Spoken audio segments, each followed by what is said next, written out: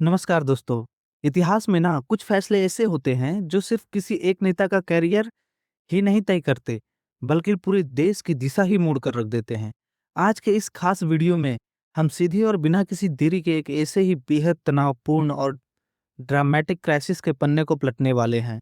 ऐतिहासिक दस्तावेजों के आधार पर हम यह समझने की कोशिश करेंगे कि जब कोई संवैधानिक संकट बिल्कुल अपने पीक पर होता है, तो सत्ता के शिखर पर बैठे इंसान को किस तरह के फैसले लेने पड़ते हैं। एक दिन की सजा और बाबरी मस्जिद संकट, सच कहूं तो यह एक ऐसा अभूतपूर्व घटनाक्रम है जिसने इंडियन पॉलिटिक्स को हमेशा के लिए बदल दिया है। और पता है, इस पूरी कहानी के सेंटर में सिर्फ एक नंबर है, वो है एक। बात है 24 अक्टूबर 1994 की, जब सुप्रीम कोर्ट ने एक पूर्व मुख्यमंत्री को अदालत की अवमानना के लिए ऐसी सजा सुनाई जो पहले कभी नहीं सुनाई गई थी। सजा थी 20,000 का जुर्माना और तिहाड़ जेल में ठीक एक दिन का कारावास। मतलब जरा सोचिए, एक चीफ मिनिस्टर जिसके हाथ में पूरे स्टेट की पावर थी, उसे पूरे एक दिन के लिए जेल के सलाखों के पीछे जाना पड़ा। अब यहाँ सबसे बड़ा सवाल यह खड़ा होता है कि आखिर एक सिटिंग मुख्यमंत्री के वो कौन से फैसले थे जिन्होंने उन्हें इस ऐतिहासिक सजा तक पहुंचाया। इस सवाल का जवाब खोजने के लिए हमें समय के पहिए को थोड़ा पीछे घुमाना होगा। तो चलिए चलते हैं साल 1991 में और यूपी के तत्कालीन मुख्यमंत्री कल्याण सिंह के उस राजनीतिक घटनाक्रमों और एक्सट्रीम प्रेशर में लिए गए फैसलों का एक न्यूट्रल एनालिसिस करते हैं जिन्होंने इस बड़े पल की नींव रखी। तो कहानी की शुरुआत होती है साल 1991 से। राजनीति में यह मंडल और कमंडल का दौर था। नई दिल्ली के 11 अशोक रोड वाले बीजेपी दफ्तर में हलचल काफी तेज थी। उत्तर प्रदेश में पहली बार पार्टी को फुल मेजोरिटी मिली थी। अब सवाल यह था कि भाई सत्ता की कमान किसे सौंपी जाए। उसी कमरे में लाल कृष्ण आडवाणी, अटल बिहारी वाजपेयी और मुरली मनोहर जैसे टॉप लीडर्स मौजूद थे। और सीएम चुनने का यह तरीका देखिए, बिल्कुल अनूठा था। कोई फॉर्मल प्रपोजल नहीं रखा गया, किसी भी तरह की कोई वोटिंग नहीं हुई। मीटिंग में जब यह बात उठी कि जिसे जनता ने स्वीकार किया है उसको ही जिम्मेदारी मिलनी चाहिए, तो सबकी निगाहें सीधे कल्याण सिंह पर टिक गई। अटल बिहारी वाजपेयी अपनी कुर्सी से उठे और कमरे में एकदम सन्नाटा छा गया। वो मुस्कुराए, मेज पर रखे डिब्बे से एक लड्डू उठाया और सीधे कल्याण सिंह के पास पहुंच गए। और फिर अटल जी के सिर्फ कुछ शब्द गूंजे, बैठे रहिए, बधाई हो। बस बिना कुछ ज्यादा कहे सिर्फ एक लड्डू खिलाकर यह तय कर दिया गया कि यूपी की कमान अब कल्याण सिंह संभालेंगे। इसी खामोश फैसले के बाद 24 जून 1991 को लखनऊ के राजभवन में कल्याण सिंह ने शपथ ली। और सबसे दिलचस्प बात यह है कि शपथ लेते ही वो अपने पूरे कैबिनेट के साथ सीधे अयोध्या रवाना हो गए, ताकि राम मंदिर बनाने के अपने संकल्प को दोहरा सके। इसके बाद तो जैसे घटनाओं की झड़ी लग गई। जून 1991 में शपथ और अयोध्या संकल्प के बाद विश्व हिंदू परिषद का प्रेशर बढ़ता गया। जुलाई 1992 आते आते इलाहाबाद हाई कोर्ट ने कार सेवा रोकने का ऑर्डर दे दिया। स्टेट गवर्नमेंट अब लीगल लिमिट्स और अपने पॉलिटिकल कमिटमेंट्स के बीच बैलेंस बनाने की भारी जदोजहद कर रही थी। मामला जब और गरमाया तो 28 नवंबर 1992 को राज्य सरकार को सुप्रीम कोर्ट में एक हल्फनामा यानी एफिडेविट पेश करना पड़ा। अब यहाँ आकर एक बहुत बड़ा कंट्राडिक्शन खड़ा हो गया और यही पूरे क्राइसिस के असली जड़ बना। एक तरफ जो राज्य सरकार का हल्फनामा था, जिसमें लिखित गारंटी दी गई थी कि बाबरी मस्जिद को कुछ नहीं होगा, और दूसरी तरफ सुप्रीम कोर्ट की एक बेहद सख्त और कंपा देने वाली चेतावनी थी। कोर्ट ने बिल्कुल साफ कर दिया था कि मस्जिद की सुरक्षा की जिम्मेदारी सीधे तौर पर मुख्यमंत्री की होगी, और अगर एक भी पत्थर गिरा ना तो इसकी पर्सनल अकाउंटेबिलिटी मुख्यमंत्री की ही होगी। फिर आता है वो दिन, 6 दिसंबर 1992। घड़ी की टिक टिक के साथ तनाव बढ़ रहा था। लखनऊ के 5 कालिदास मार्ग स्थित मुख्यमंत्री आवास पर सुबह 7:30 बजे से ही एक अजीब सी खामोशी और बेचैनी थी। कल्याण सिंह खुद अखबारों की सुर्खियां और अयोध्या में बढ़ती कार सेवकों की भीड़ की खबरें पढ़ रहे थे। सोचिए, उस वक्त हर गुजरते मिनट के साथ टेंशन का ग्राफ कैसे ऊपर जा रहा होगा। तनाव लगातार बिल्डअप हो रहा था। सुबह 7:30 बजे फैजाबाद के डीएम का फोन आता है। वो कहते हैं कि स्थिति नियंत्रण में है, लेकिन बेचैनी कम नहीं हो रही थी। सुबह 10 बजते बजते मंत्री लोग सीएम आवास पहुंचने लगे और उसके साथ ही यह चिंताजनक अफवाहें भी आने लगी कि कुछ कार सेवक गुंबद पर चढ़ गए हैं। यह सुनते ही कल्याण सिंह ने तुरंत एक बड़ा कदम उठाया और अपने मंत्रियों की पहली मंजिल पर बने एक टीन शेड वाले कमरे में शिफ्ट कर दिया, जहां कोई फोन नहीं था, ताकि प्राइवेसी और सिक्रेसी पूरी तरह से बनी रहे। लेकिन नीचे मेन हॉल का नजारा बिल्कुल अलग था। वहां फोन की घंटियां रुकने का नाम ही नहीं ले रही थी। नेशनल लेवल के लीडर्स के सीधे फोन आ रहे थे। अटल बिहारी वाजपेयी ने फोन पर बेहद सावधानी बरतने की सलाह दी।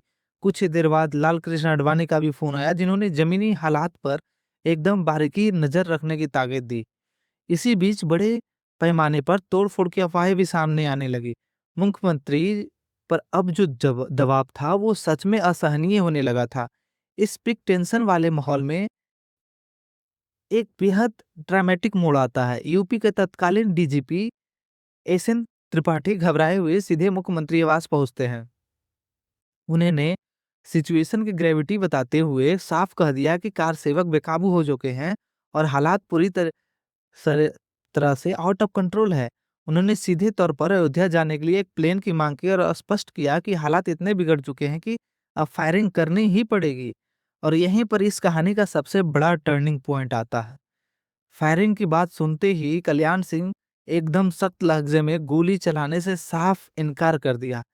ऐतिहासिक रिकॉर्ड एकदम क्लियर रहे हैं, इसके लिए उन्होंने गृह सचिव से कागज और पेन मंगाया और अपने हाथ से यह लिखित आदेश दिया, गोली चलाए बिना भीड़ को काबू करने के लिए जो भी जरूरी हो किया जाए। उन्होंने यह बिल्कुल क्लियर कर दिया था कि किसी भी कीमत पर बल प्रयोग की उस लिमिट को क्रॉस नहीं किया जाएगा। दोपहर के करीब 1 बज चुके थे। घटनाक्रम अब बिल्कुल अपने क्लाइमेक्स पर था। फोन की घंटी एक बार फिर बजती है, लेकिन ध्यान दीजिए, इस बार यह कोई सलाह देने वाला फोन नहीं था, बल्कि दिल्ली में बैठी केंद्र सरकार का एक सीधा और बेहद सख्त फोन था। फोन लाइन के दूसरी तरफ थे केंद्रीय गृह मंत्री एसबी चौहान, और इन दोनों के बीच एक इंटेंस संवाद सच में गौर करने लायक है। चौहान ने बेहद सख्त लहजे में पूछा, प्रदेश में आखिर चल क्या रहा है, और कहा कि उनके पास रिपोर्ट है कार सेवक गुंबद पर चढ़ गए हैं। और इसके जवाब में कल्याण सिंह ने बड़ी शांति से उन्हें करेक्ट करते हुए कहा कि उनके पास एक कदम आगे की रिपोर्ट है। कार सेवक सिर्फ गुंबद पर चढ़े ही नहीं है, बल्कि उन्होंने गुंबद को तोड़ना भी शुरू कर दिया है। गुंबद टूटने की बात सुनकर होम मिनिस्टर झुंझला उठे और उन्होंने एक्शन ना लेने का कारण पूछा। इसके जवाब में जो शब्द कहे गए वो आज भी हिस्ट्री की बुक्स में दर्ज है। कल्याण सिंह ने बिना किसी झिझक के पूरी 3 बार अपनी बात दोहराई। मेरी यह बात रिकॉर्ड कर लीजिए, राम भक्तों पर गोली नहीं चलाऊंगा, गोली नहीं चलाऊंगा, गोली नहीं चलाऊंगा।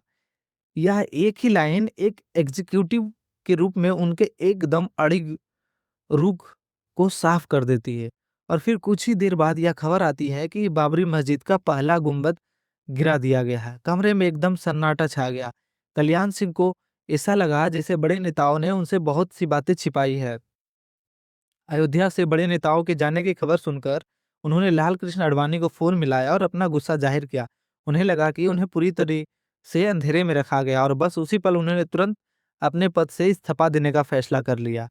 अब यह इस्तीफे वाली पार्ट भी रणनीतिक रूप से काफी दिलचस्प है। लाल कृष्ण आडवाणी ने राष्ट्रपति शासन लगने के डर से इस्तीफा टालने की सलाह दी थी, लेकिन कल्याण सिंह ने उसे तुरंत खारिज कर दिया।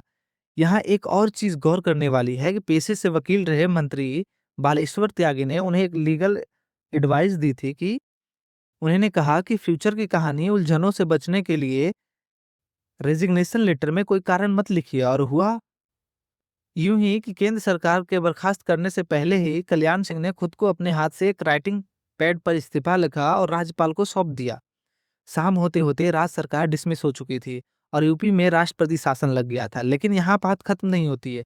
अब वक्त था उन फैसलों के नतीजों का सामना करने का, और सुप्रीम कोर्ट को दी गई उस वार्निंग के सच में का सीधे तौर पर पर्सनल अकाउंटेबिलिटी की बात कही गई थी। 8 दिसंबर को जब कल्याण सिंह मीडिया के सामने आए थे तो उनका स्टैंड बिल्कुल क्लियर था, कोई पछतावा नहीं। उन्होंने खुलकर कहा कि मंदिर के लिए वो ऐसी कई सरकार को ठोकर मारने को तैयार है। उन्होंने साफ कह दिया कि जो कुछ भी हुआ उसके लिए किसी और को ब्लेम ना किया जाए, सीधे उन पर केस किया जाए और उन्हें जेल भेज दिया जाए। यह बयान उनकी एक बहुत ही स्पेसिफिक पॉलिटिकल आइडियोलॉजी को दिखाता है।